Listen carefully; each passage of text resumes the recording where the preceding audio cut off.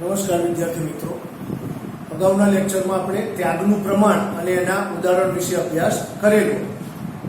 આ લેક્ચરમાં આપણે લાભનું પ્રમાણ એટલે કે જ્યારે ચાલુ ભાગીદારો વચ્ચે નફા નુકસાન વહેંચણીના પ્રમાણમાં ફેરફાર કરવામાં આવે ત્યારે અમુક ભાગીદારોને ફેરફાર પહેલા જે ભાગ મળતો હતો તેના કરતાં ફેરફાર પછી વધારે ભાગ મળે છે, એટલે કે નફામાં વધારો થાય છે.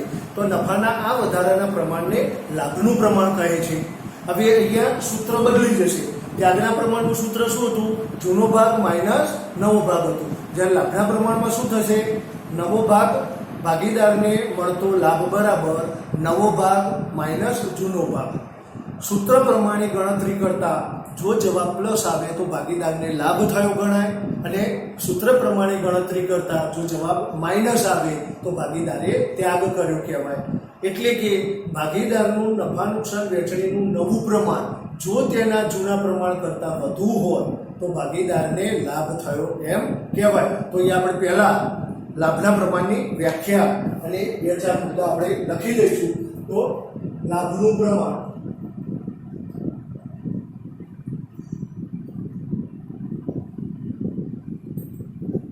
ચાલુ ભાગીદારો વચ્ચે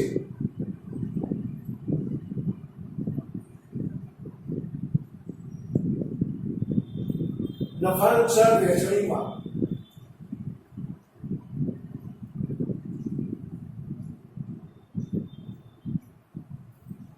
ફેરફારના કારણે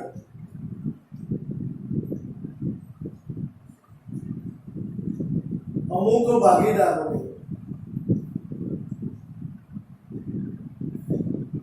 મળતા નફાના પ્રમાણમાં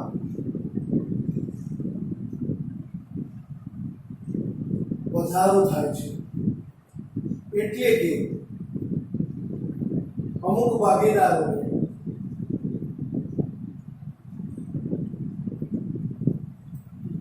નફામાં પહેલા કરતા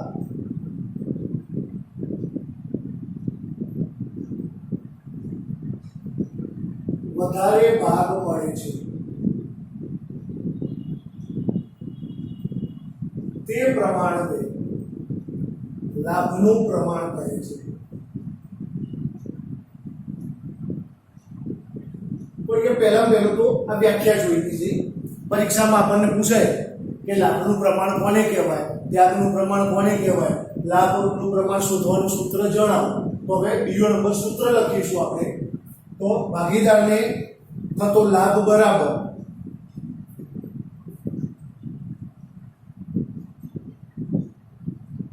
મળેલ લાભ બરાબર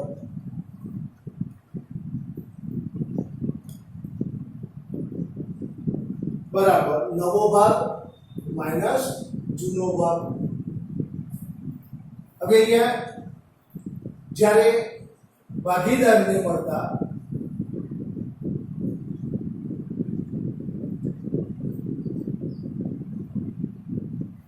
જ્યારે ભાગીદારનું નવું પ્રમાણ જૂના પ્રમાણ કરતા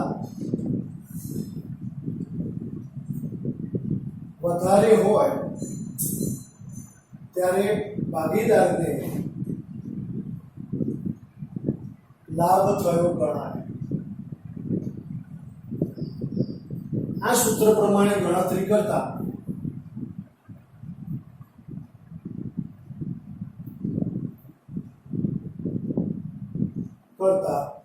જો જવાબ ધન આવે તો ભાગીદારને લાભ થયો ગણાય.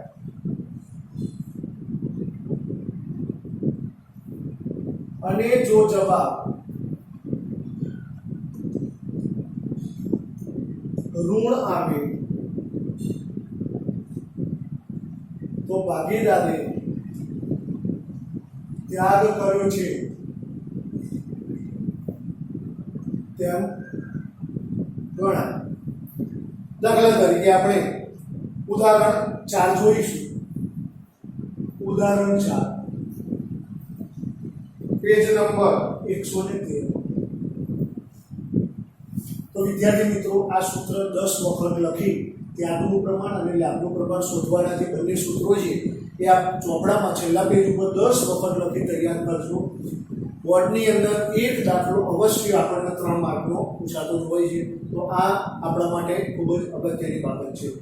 ઉદાહરણ 4 પેજ નંબર 113 ઉપર ધ્રુવીલ, ગોપી અને મુકુંદ. ધ્રુવીલ, ગોપી અને મુકુંદ તેમનું નફા નુકસાનની વહેંચણીનું પ્રમાણ 1:1:1. 3 ભાગીદારોને 1/3, 1/3, 1/3. અહીંયા જૂનો ભાગ છે. હવે નવો ભાગ જોઈએ તો આ પ્રમાણ બદલીને ભવિષ્ય માટે 1:2:3 કરવાનું નક્કી કર્યું, એટલે કે નવો ભાગ. હવે આનો સરવાળો કરીશું તો 3 ને 2 5 ને 6 61, 62, 63. તો પહેલા પહેલું તો વિદ્યાર્થી મિત્રો આ રીતે આપણે લખી દેવાનું જૂનું પ્રમાણ, નવું પ્રમાણ. હવે તમને પરીક્ષામાં શું માંગેલું છે કે ત્યાગ શોધવાનો, તો જૂનું માઈનસ નવું કરવાનું, જૂનો ભાગ માઈનસ નવો ભાગ. જો લાભ કીધો હોય ભાગીદારને મળતો લાભ બરાબર, તો નવામાંથી જૂનું બાદ કરીશું. તો પહેલા સૂત્ર લખીશું ભાગીદારને મળતો લાભ બરાબર નવો ભાગ માઈનસ જૂનો ભાગ. હવે પહેલો નંબર ધ્રુવીલ, તો આપણે આ રીતે જોઈશું. ધ્રુવીલને મળતો લાભ બરાબર, ચલો એનો નવો ભાગ કેટલો, તો કે 1/6 માઈનસ જૂનો ભાગ 1/3 બરાબર 6 * 18, 3 * 1 3, 6 * 1 6, તો -3/18. સૂત્ર પ્રમાણે ગણતા જો જવાબ માઈનસ આવે તો શું કહેવાશે? ત્યાગ કહેવાય, વિરુદ્ધની વસ્તુ. એ જ રીતે ગોપી ને મળતો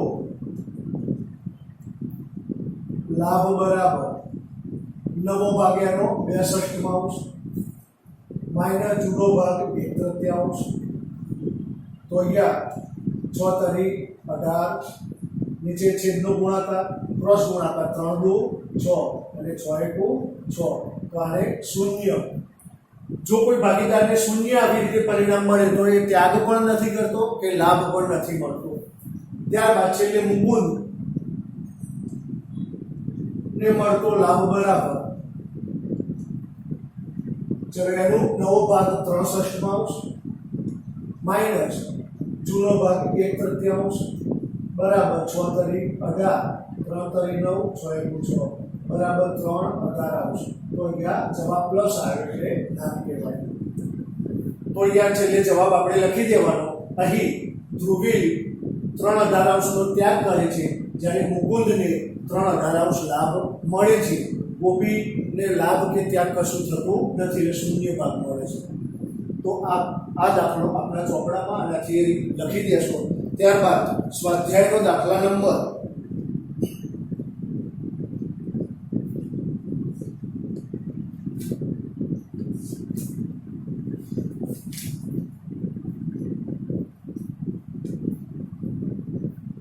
7 ની ગણતરી કરીશું આપણે. દાખલા નંબર 7.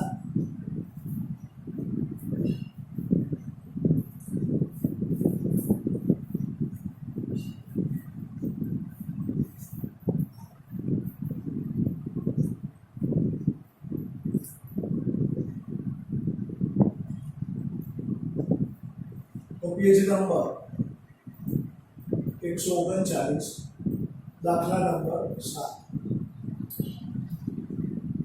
દીપક, નિલેશ અને પ્રતીક એક ભાગીદારી પેઢીના ભાગીદારો છે. તો પહેલામાં પહેલું તો દીપક, નિલેશ અને પ્રતીક. હવે નફા નુકસાન વહેંચણીનું જૂનું પ્રમાણ એટલે કે જૂનો ભાગ 1:2:3 એટલે 61/62 અને 63/. આ પ્રમાણ બદલીને ભવિષ્ય માટે અનુક્રમે એટલે કે નવો પ્રમાણ, નવો ભાગ 2/1 કરવાનું નક્કી કર્યું એટલે આનો સરવાળો કરીશું 2 પંચમાંશ 2 પંચમાંશ 1 પંચમાંશ. તો આ સંજોગોમાં કયા ભાગીદારને કેટલો લાભ મળ્યો તેની ગણતરી કરો. તો પહેલું તો સૂત્ર લખીશું. ભાગીદારને મળતો લાભ બરાબર નવો ભાગ માઈનસ જૂનો ભાગ. હવે દીપક, તો પહેલા દીપકનું જોઈશું. બહુ શાંતિથી એક દાખલો ગણવાનો. જે સૂત્ર પ્રમાણે લખ્યું છે એ પ્રમાણે આપણે જોતા જઈશું. તો ભાગીદાર એટલે કે દીપકને મળતો લાભ બરાબર, ચલો એનો નવો ભાગ કેટલો, તો કે 2 પંચમાંશ માઈનસ જૂનો ભાગ કેટલો 1 ષષ્ઠમાંશ બરાબર. હવે છેદનો ગુણાકાર કરી નીચે મૂકીશું. 6 પંચા 30. હવે ક્રોસ ગુણાકાર બરાબર. 6 દુ 12 માઈનસ ની નિશાની 5 એકુ 5 તો બરાબર નીચે 30. 12 માંથી 5 જાય તો 7. તો અહીંયા લાભ મળ્યો કહેવાય. એ જ રીતે નિલેશને મળતો લાભ બરાબર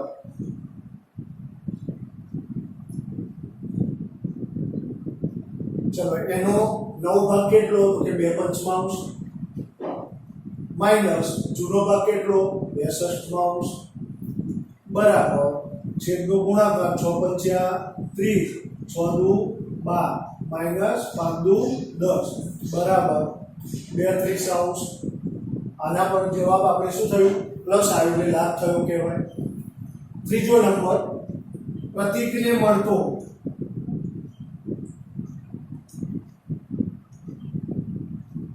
લાભ બરાબર ચલો એનો નવ ભાગ કેટલો 1 પંચમાંશ માઈનસ જૂનો ભાગ 3 ષષ્ઠમાંશ બરાબર છેદનો ગુણાકાર 6 પંચા 30 6 એકુ 6 5 તરી 15 માઈનસ 9/30 અહીંયા ત્યાગ કહેવાશે.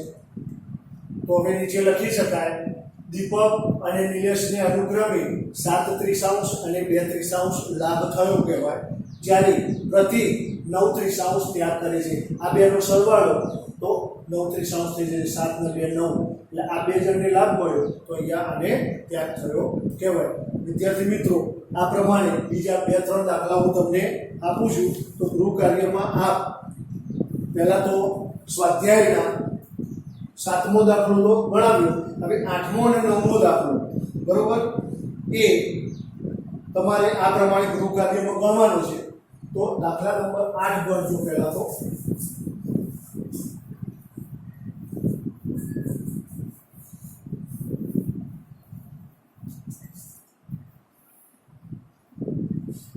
દાખલા નંબર 8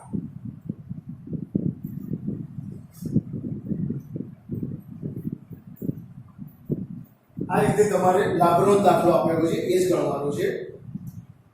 ત્યારબાદ 9મો દાખલો આપેલો છે. પ્રવીણ, મહેન્દ્ર અને અરવિંદ એક પેઢીના ભાગીદારો છે. તેમની વચ્ચે નફા નુકસાન વહેંચણીનું પ્રમાણ 5/2/2 છે. બધા જ ભાગીદારો મળીને નફા નુકસાન વહેંચણીનું નવું પ્રમાણ 2/9 3/9 અને 4/9 નક્કી કર્યું. આ માહિતી પરથી કયા ભાગીદારે કેટલો ત્યાગ કર્યો છે તે ત્યાગના સૂત્રની મદદથી શોધો. હવે આ જે દાખલા આપેલા છે એમાં તમે જો ત્યાગના સૂત્રનો ઉપયોગ કરો અને જવાબ પ્લસ આવે તો ત્યાગ કહેવાય, માઇનસ જવાબ આવે તો લાભ કહેવાય. એ જ રીતે લાભના સૂત્રથી પણ જો તમે ગણતરી કરો પ્લસ જવાબ આવે તો લાભ કહેવાય અને ઋણ જવાબ આવે તો ત્યાગ કહેવાય. તો એ આપણે ખાસ ધ્યાન રાખીશું. તો દાખલા નંબર 9 એ પણ ગૃહ કાર્યોમાં ગણજો. અહીંયા ત્યાગ અને લાભ બંને ગણવાનું છે. આ પ્રમાણે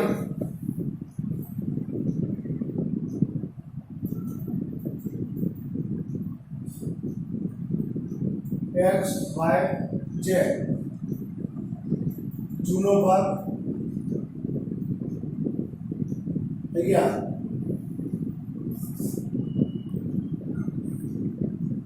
જૂનું પ્રમાણ 12/7/5, નવું પ્રમાણ 3/4/5. બીજો દાખલો. હવે આ જે દાખલા આપું એમાં ત્યાગ અને લાભ બંને શોધો. ત્યાગ અને લાભ બંને સૂત્રો દ્વારા ગણતરી કરો. આ ખાસ ધ્યાન રાખીશું આપણે. બીજો દાખલો ABC, જૂનું પ્રમાણ 7/5/4, નવું પ્રમાણ 4/3/3. PQR, જૂનું પ્રમાણ, નવું પ્રમાણ,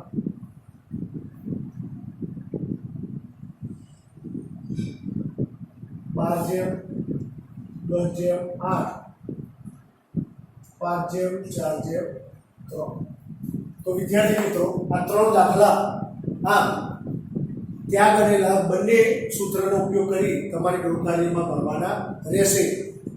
તો આપ આપણા ચોપડામાં વ્યવસ્થિત આ ગણતરી કરશો. કંઈ પણ ના આવડે તો ફોન દ્વારા મને પૂછી શકો છો.